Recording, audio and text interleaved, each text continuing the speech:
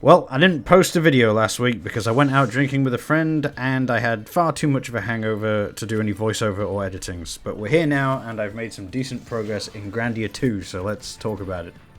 The main quest for me this whole time has been get to Granus Cathedral, but thanks to Ryudo and company constantly falling off Skyrail networks and helping troubled villagers, I have still not reached it.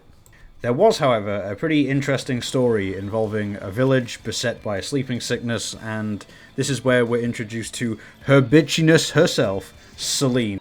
Your mission must be important, as is mine, to purify the world of darkness. A character so transparently evil and addicted to murder that despite everything that happens, somehow Elena is still oblivious to the fact that the church is definitely evil and completely full of assholes.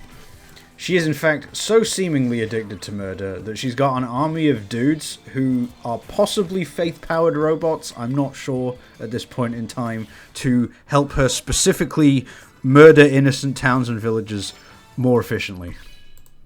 In fact, while I'm thinking about it, Final Fantasy X had this problem with the plot too. The fact that the only way to make sin go away in that game is to kill yourself for it, and it should maybe have a few more people questioning if other methods are more viable, except the ones who are questioning the methods are seen as heretics.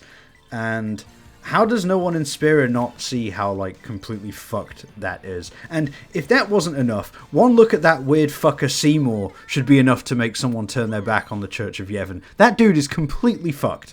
Well, I guess that's, hardcore faith for you, I suppose.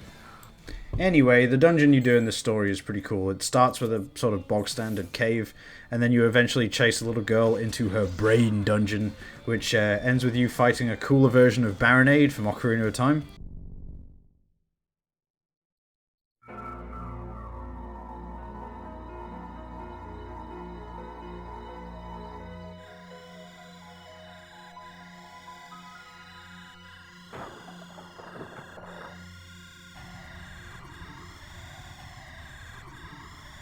And once you beat it, you rip the soul right out of the girl, and you leave her in a vegetative state. But, well, life goes on. Off to the cathedral, I guess. Fucking hell, like, evil religions, mass murder, child endangerment. I don't remember any of this shit when I played it on PS2.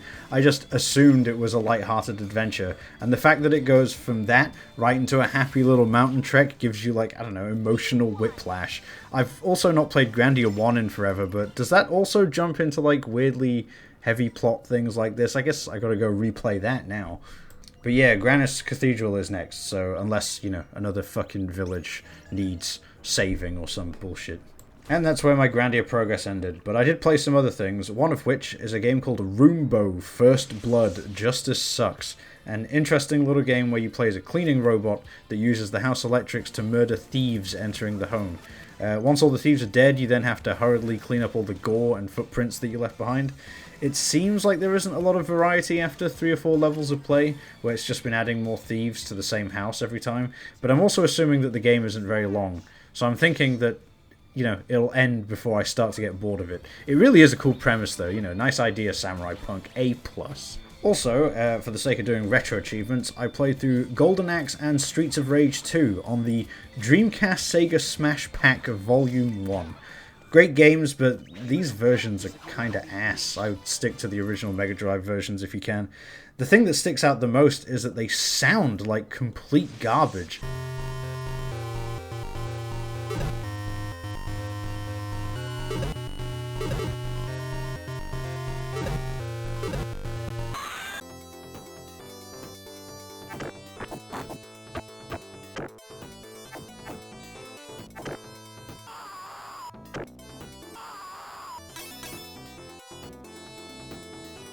Like, emulators I used for Mega Drive back in, high school didn't sound like this. Like, what the fuck is going on here?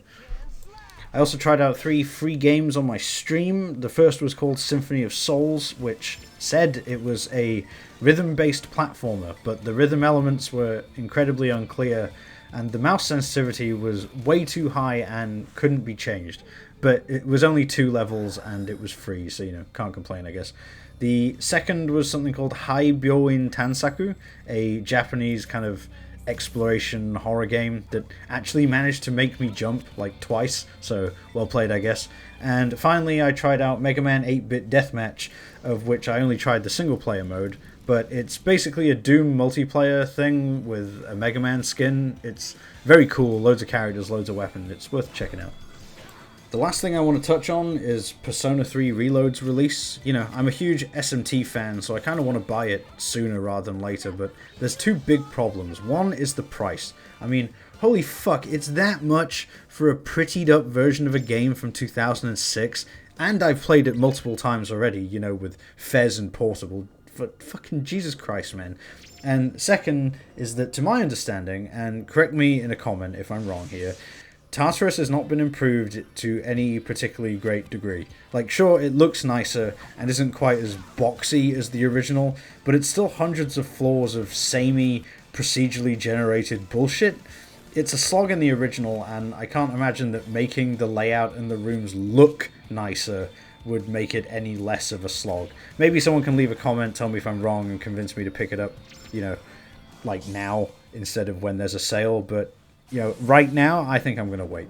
Anyway, while I'm debating that purchase in my head, I'm going back to Grandia 2. The Church of Granus is not going to destroy itself. Goodbye!